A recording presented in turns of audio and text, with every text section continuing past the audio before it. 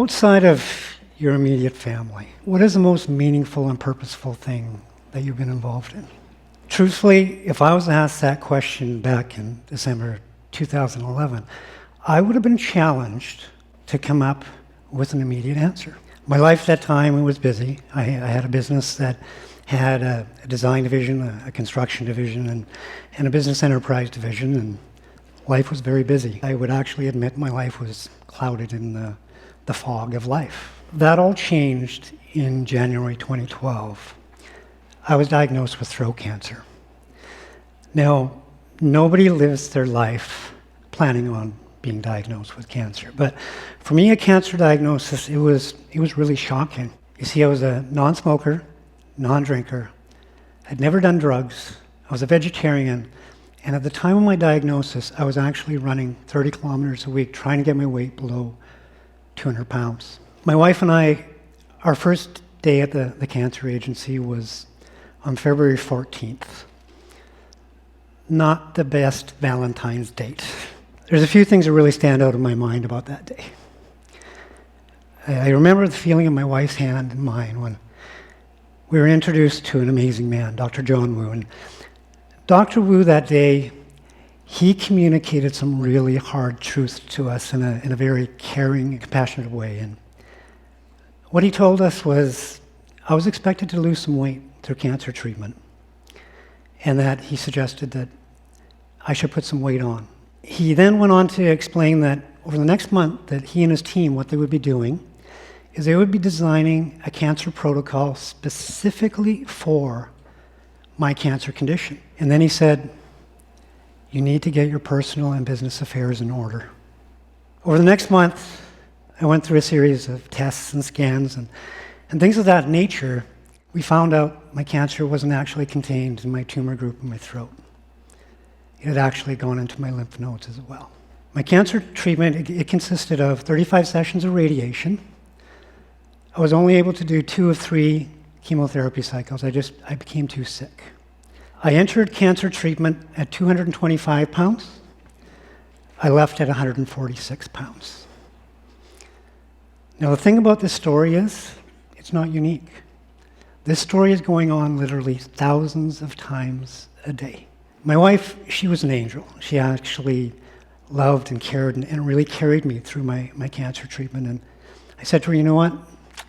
I'm not ready to go back to my life the way it was. I need to redesign my life in a new way. And my wife, being the angel she was, she said, you take the time that you need.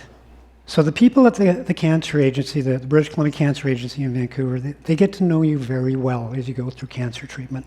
I was at the cancer agency one day, and a couple of people there came to me and said, you know, we think you can help us. We're looking at designing a new patient support initiative to help patients and their caregivers and their families through the cancer journey. And I said, absolutely. That's exactly what I can do in my life right now. And it was there I was introduced to a remarkable woman, Dr. Kathryn Poe. She's a world-leading clinician and scientist in the area of oral cancer. And after working with Dr. Poe and the Patient Support Initiative group for about 2 months, Dr. Poe came to me and she said, you know, I'd like to introduce you to a few of my colleagues.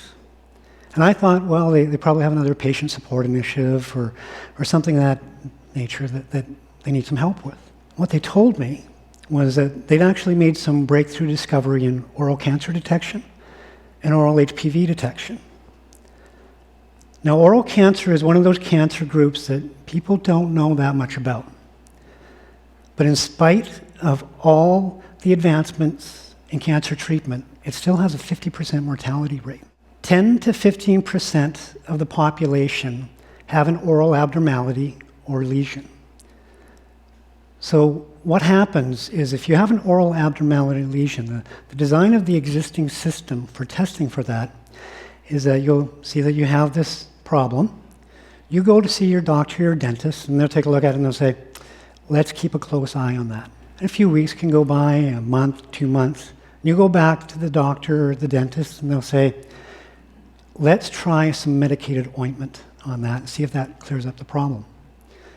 And after applying this ointment for a few weeks, he doesn't take care of the problem, you go back to see your doctor or dentist, and what will happen is they'll say, you know what, we need to send you to a specialist. And so when you go to see the specialist, what they'll do is they'll perform what is known as a biopsy, an oral extraction biopsy. Now, we've all bit our tongue or cheek, and we know how painful that is. So you can understand how painful an oral extraction biopsy can be.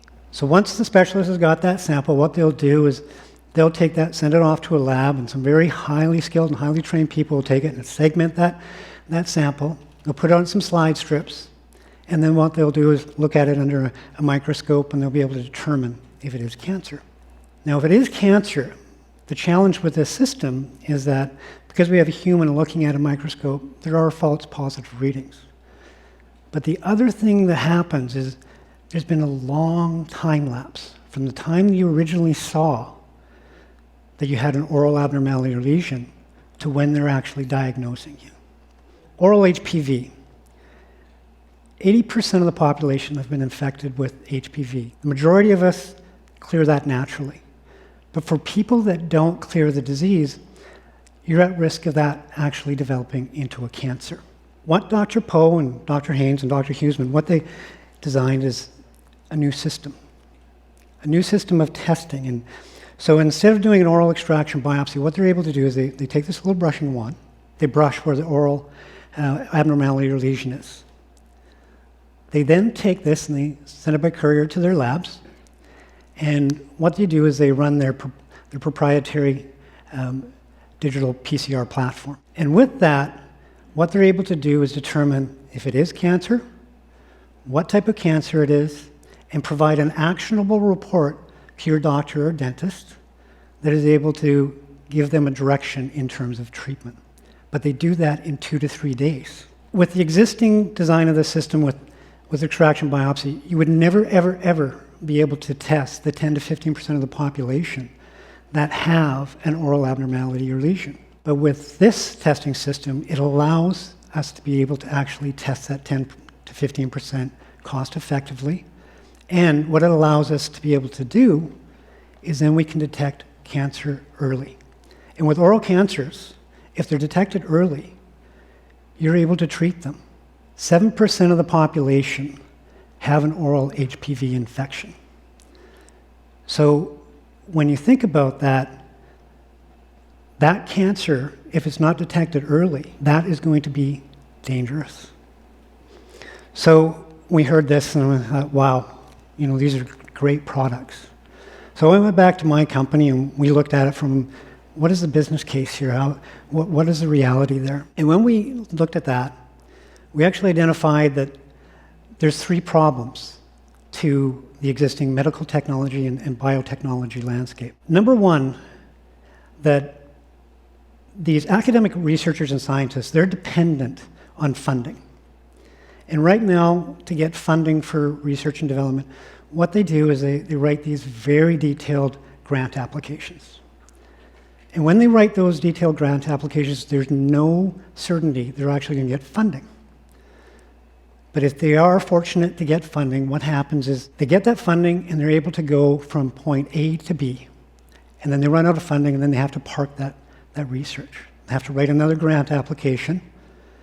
And they're able to go from B to C. And then they've got to write another grant application. So it's very broken up and very convoluted. So from a design process, you can appreciate how frustrating that would be. You wouldn't be able to do effective design if you were constantly having to go back and start over and start over and over. It just wouldn't be effective or efficient. So that was problem number one. Problem number two is the medical technology and the biotechnology industries are very reliant upon venture capital models. And in a venture capital model, if there's promising science, a venture capital company will come in and they'll take 70 to 80% of that opportunity, which means these heroic scientists are being quickly diluted in their abilities to actually be compensated. And then thirdly, we went to the general public and we said, how do you feel when you make a donation to cancer research? And we consistently got back the same message. And that was, well, we feel really good about it. We feel good about the donation. But we don't know where the money's going, we don't know how it's being used, and We don't know the outcomes that is being produced. So with this framework and this knowledge now, we went back and we met with Dr. Poe and Dr. Haynes and Dr. Huseman, and we spent a lot of time thinking, how can we redesign this system? So the solution that we came up with, from a funding perspective, we said, okay, we need to come up with a donation investment model that's affordable, accessible to the vast majority of people whose lives have been touched by cancer. And so it's based on a donation investment unit of $500. 80% of that money is directed to funding the R&D process. 20% goes towards the corporate opportunity. And with that, we actually provide shares. So if that R&D science actually develops a commercially viable product, our donor investors actually share in the outcomes of that. Then the other thing we're able to do is we're able to use that model to be able to optimize tax credits, which manages and mitigates risk. So we're using that to be able to create a funding, as well as by doing that, we can increase the shares for the scientists and researchers. So the meaning and purpose of when we created 3CI, it's about saving lives. It's about us being able to change the landscape and redesign something new. And what we wanted to be able to do is make sure that with that, we can create a model that is not just for these products, but we can use for other cancer groups and other medical research as well. That will allow us to be able to provide the funding, provide the right compensation, as well as be able to involve the general public in a way that has meaning and purpose, and they know where the money's going, how it's being spent, and the outcomes that are being produced. So since my involvement in 3CI, I've had people come to me and say, are you grateful for your cancer diagnosis? And my answer is no. I would never, ever wish a cancer diagnosis on anybody. But there are certain things that I'm very grateful for. I'm very grateful for having the miracle of a second chance in my life. I'm very fortunate. The coin fell in my favor.